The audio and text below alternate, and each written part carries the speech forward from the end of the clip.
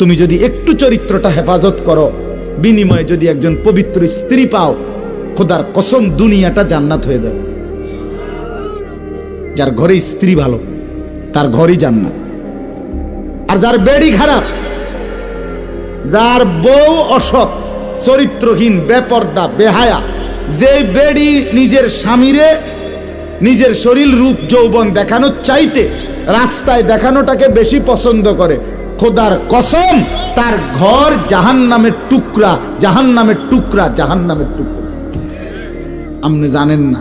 হ্যাঁ দোস্ত, মানুষের বেডি মোবাইলে সাউন আর ঘরে বেডি আনন এক কথা না। মনে রাখবা, আমার কথা মনে রাখবা। আমার নাম আনিসুর রহমান। বন্ধুর কথা মনে রাখো, ও চিরেই টের পাইবা। চরিত্র যারা নষ্ট করছ, নারী যারা অহরহ দেখছ, উলঙ্গ ছবি, জিনা, ব্যভিচারের দৃশ্য, অবৈধ প্রেম, মেয়ের পিছনে পিছনে হাঁটছ, বিবাহের নামে স্থায়ীভাবে যাকে গ্রহণ করবা দেখবা সে খবিস। কোরআনে স্পষ্ট আছে কিনা? খবিস, আল খবিসাতু লিল খবিসিন।